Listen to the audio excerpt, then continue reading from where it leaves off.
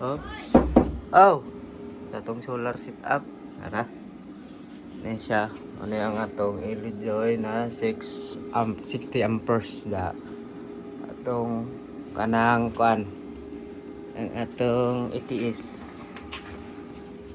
Yang atong inverter. Kuan lang siya. 1 kilowatt ra. 12 volts. Ara siya. Anya kini atong mga breaker ng safety device na. Battery na to. Bali 100 og 280 raw. 280 og 100 AH Gentai. Og CST pero pareho ram na sila. Ang atong battery karon. Na to.Bre. Naro siya. Nag 79 naka-standby. So ang i-consume sa atong lenses mga gamit ka na 60 amperes 6 amperes siya. Kanya ang 100 AH na battery pero 67 nag-charging na siya. Ang 200 maoy nag-standby.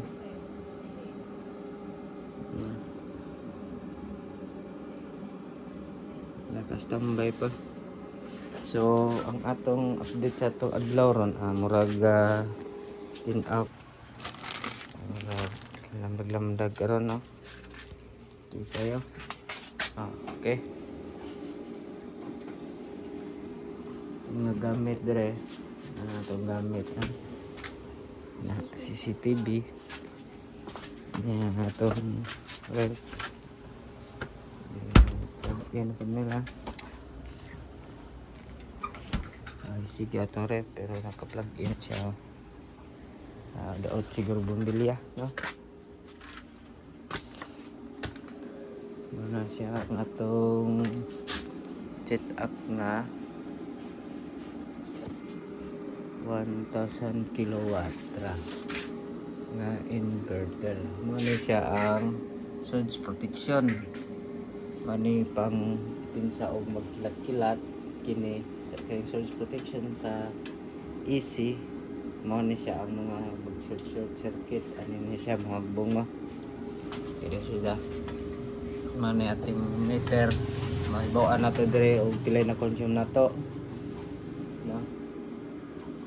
Ano consume na to kay dili na to bidong na atong sa sky gamay pang atong inverter kaya nan takan ng inverter kay aron tuskin sigdakan kay 380 AH niya sudah itong kuan battery na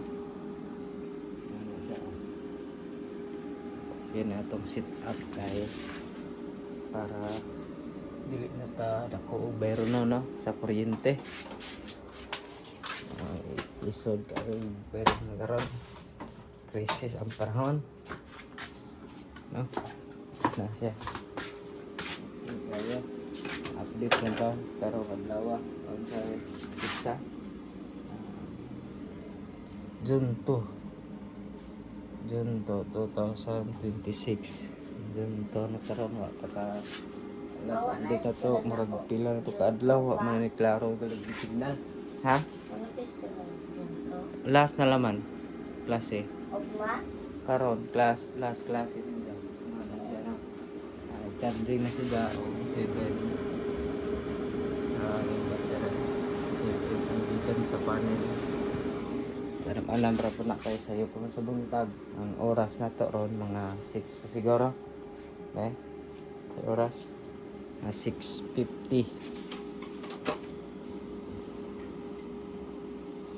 6:53 alas 7 na ang picking hour nila niya mga 10, 9, 11, 12 maoro tong update sa akong solar panel daiwa nga set up na dito po ko sunod adlaw ug mo okay ang signal kay liso lagi signal wifi na madre na mao na siya okay mga to thank you bye bye.